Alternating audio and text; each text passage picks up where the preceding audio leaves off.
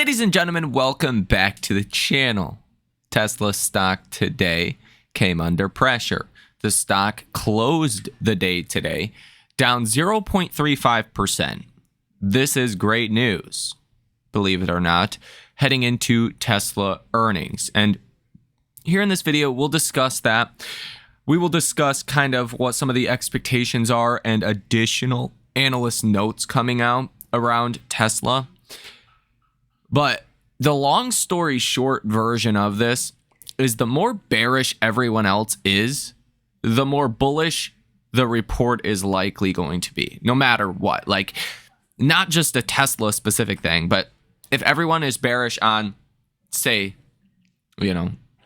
Nike or Apple or XYZ company, and they go into earnings, usually that stock is going to rally. There's a much better chance of a rally if everyone is bearish, because that means nobody's really pricing in the positives that could come out.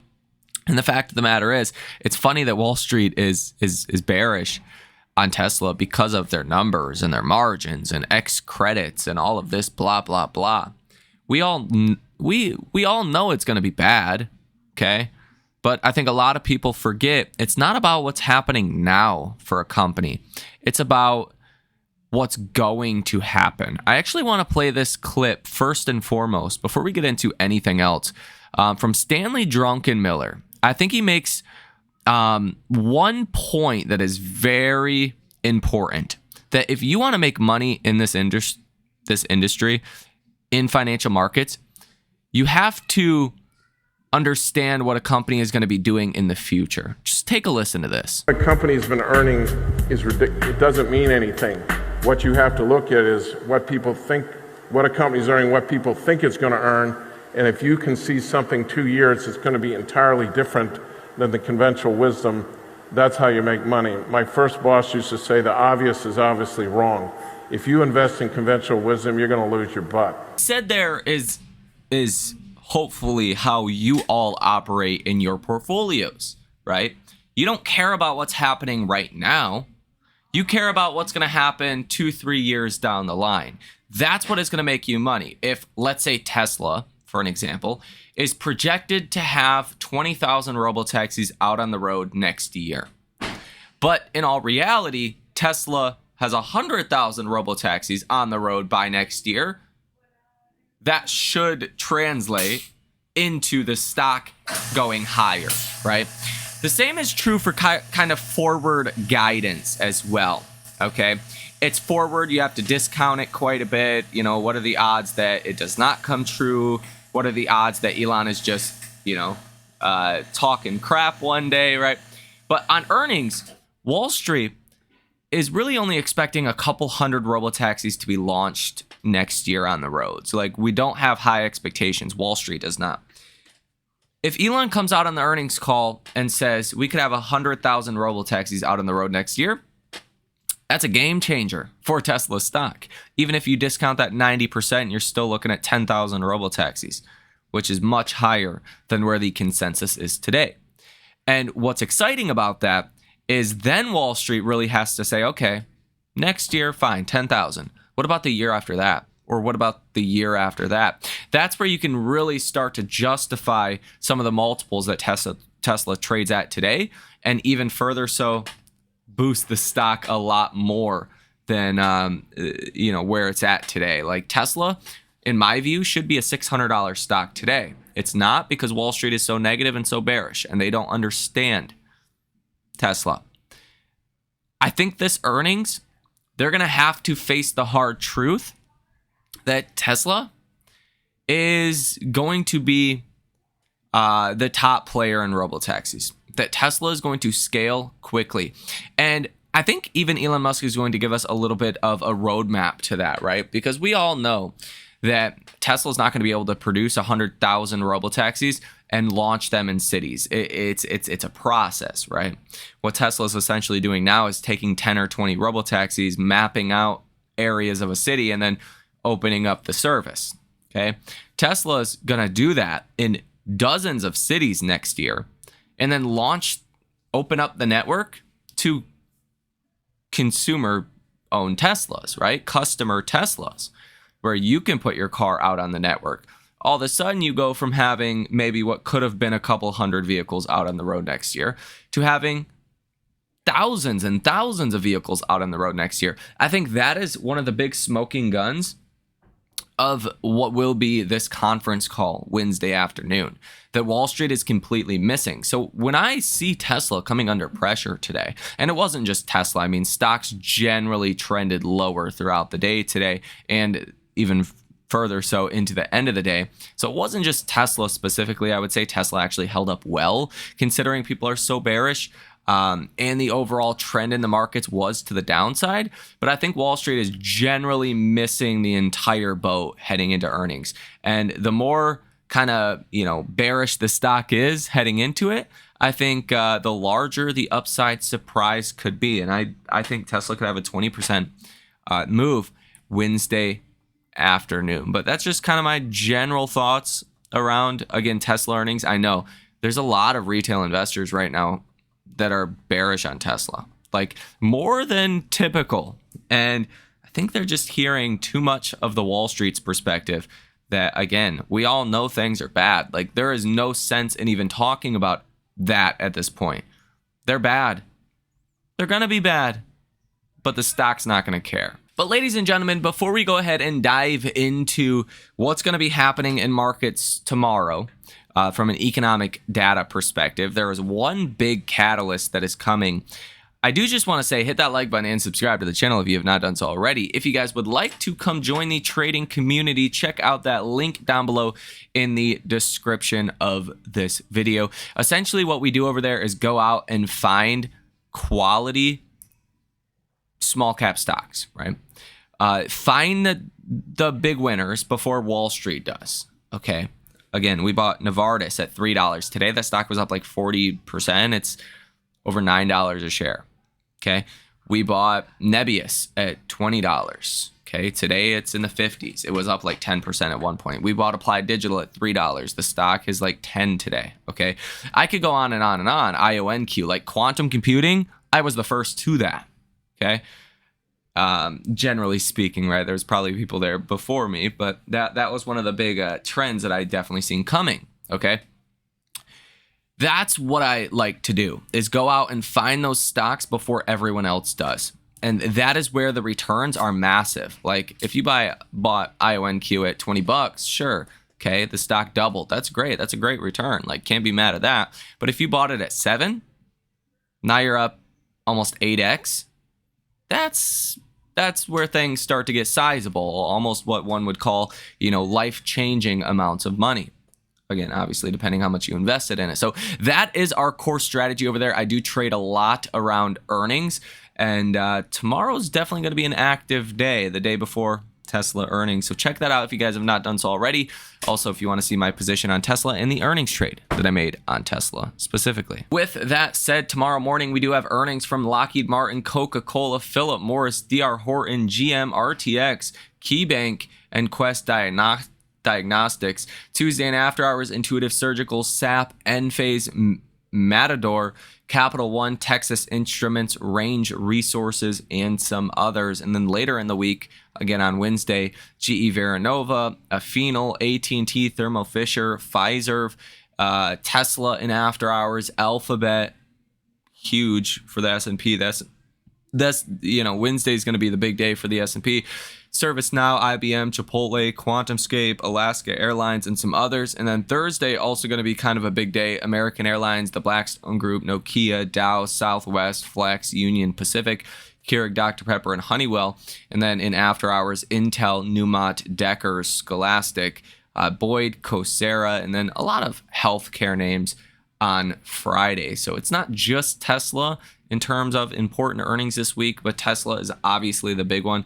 And I think the best proposition heading into earnings, like if I'm just trying to think of a company that is, has people more bearish on than Tesla, maybe Enphase. Like maybe Enphase has more bears than Tesla.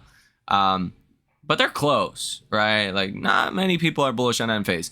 Not many people are bullish on Tesla. And that, to me, makes me more bullish, essentially. Now, we also have Tomorrow morning, Fed Chair Powell, he's going to give a speech. And again, as I've said previously, does he kind of flip to be a little bit more dovish? Does he, is he kind of open to cutting rates in July? Is he giving in to some of the pressures from Trump or not? Probably not. Again, Powell tends to kind of do his own thing. I don't think he wants his legacy to be one of he was pressured by Trump and folded, right? I just don't think he, wants that. But hey, maybe a little bit of a bullish tilt towards his speech tomorrow could be in the cards.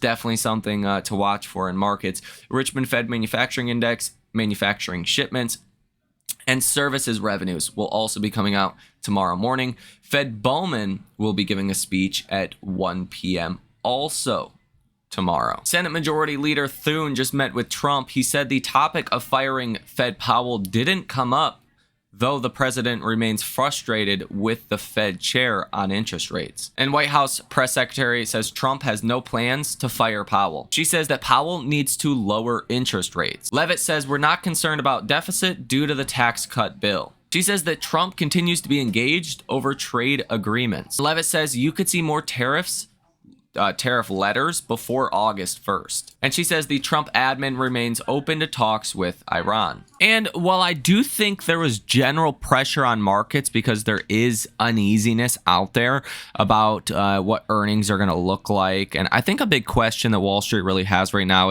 is all of the good news priced in? Obviously not for Tesla. Nobody's really pricing in anything too great for Tesla.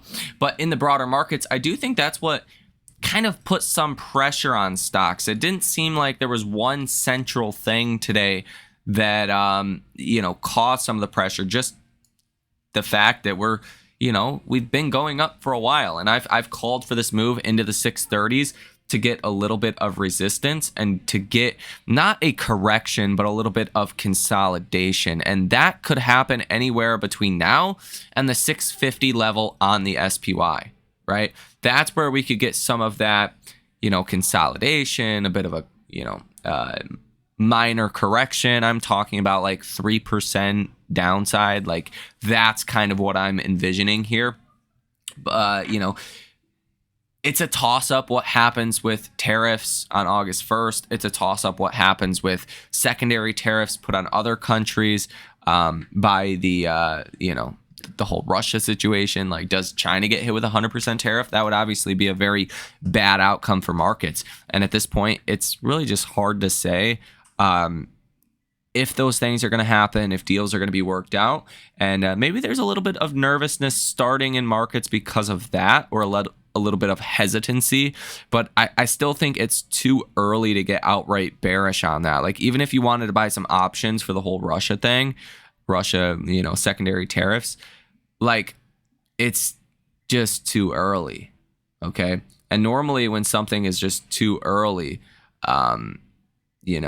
people kind of wait. Wall Street kind of waits and sees what happens until you really come down to the wire. I have two additional clips from CNBC I do want to share with you, one of which from Tom Lee, and another one from this individual that sounds very bullish on this market, or at least pretty bullish on this market, but does say there are some risks ahead. So take a listen. Fundstrat, global advisors, head of research, probably not coming as a big surprise to you, Tom. You've been saying similar things, but one of the things you're emphasizing today, the most hated V-shape bounce in history, or at least in your young, but getting older life. Yes, that's right. I think many people, when April happened and we had Tariff Armageddon and the market went into a free fall, investors liquidated because they thought we were entering a recession. But, and as you guys had covered, like, the market then staged a V-shaped recovery, which caught many people off guard because they wanted to have a chance to get in. They wanted the stock market to be like a K-shaped or flat line. Instead, it was a V-shaped bounce. And so most investors are underexposed at the moment, and they're trying to look at headlines with a half-empty view. But as you guys know, earnings have actually been really resilient, and I think it tells a very good story. Yeah. Dow's hasn't been hitting. It has hit a new high, but it hasn't in the recent session. But S&P and Nasdaq continue to do pretty well. So there is also a perception, Tom, that valuations have returned to levels that have people worried, and you are citing an equity-weighted S&P multiple. Explain that. Of what? What's the equity-weighted multiple right now? Yeah, what we're saying is instead of someone saying, oh, the MAG is making the market expensive, let's just take the average PE of the S&P of every stock, and it was around 17.6 times in 2019.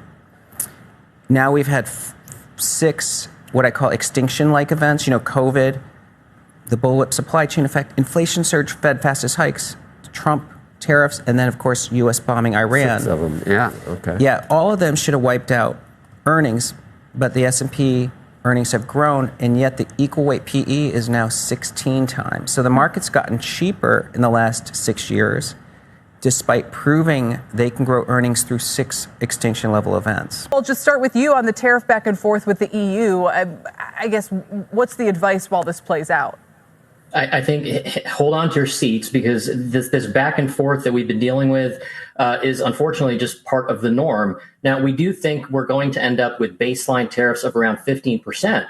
But Kelly, until we get there, these negotiations, it's going to create some volatility in the markets. It's going to create a little bit of anxiety. And I think there is risk here, at least in the near term, that markets bear the brunt of that. But if there's going to be volatility and risk, I mean, this has been the most placid, content market, Joe. It just, unless you're in the healthcare space, it's like there's no problem. So why wouldn't we be seeing that now, unless you think we're going to have a repeat of April where I don't know whether it's going to be Friday, Monday, what the D-Day really is, all of a sudden we have an 8% correction? I think the reason markets are at these levels and flirting with all-time highs on a daily basis is driven really by the underlying fundamentals. I mean, as you mentioned, we've had very resilient and strong economic data. Of course, when you take a look at earnings season, it's coming in much better than feared, and we are expecting re-acceleration into 2026. Of course, we can talk about the Fed, but by and large there, once we get past this hold, we do think there is going to be more accommodation coming from the Fed. That is what's driving markets to these levels. The underlying fundamentals are strong. Make no mistake of that. But in the near term, Kelly, just like we saw in April, these headlines and this back and forth and this negotiation around tariffs and agreeing to what that ultimate tariff rate is going to be, it is going to create some volatility in the markets, especially when you have valuations at these levels. There's just very little room for error. Yeah, no, I do think, Sarah, that the decent economy, not sure quite what adjective to use, better than expected, better than feared, okay, maybe better than okay. I mean, that's a big part of why the market has held up and is doing so well. What do you expect to play out in the coming couple of quarters in terms of the economy and the Fed and all the rest of it? Sure. So I think we got some better than expected data last week, but I don't think that should be conflated with the same that the economic data is good overall. So I think we've still seen some deceleration on trend, and we expect that to continue in the second half of the year. If you look at the inflation picture, we're just now beginning to see some of the effects of tariffs. We think those will ramp up further. So that's going to put pressure on real incomes as that inflation rises. And at the same time, we're continuing to see the labor market lose momentum. And so as we see slower hiring, as we also see some pressure on nominal wages, that's going to create a real income squeeze for households. And we think keep consumer spending growing at a rather middling pace of just around 1% in the second half of the year. With that said, ladies and gentlemen, let me know your thoughts on all of this down below in the comment section. Okay, tomorrow, again, it's a little bit of a toss-up. What happens before earnings? But with Tesla only pricing in about an 8% move after earnings by Friday, with everyone being bearish on the stock and what I think is going to be some pretty exceptional guidance on Robotaxi, there's a lot to like about a potential upside move after Tesla reports. Hit that like button and subscribe to the channel if you have not done so already, ladies and gentlemen. Check out that link down below in the description of this video as well. Have a great rest of your day, and I will see you in the next one.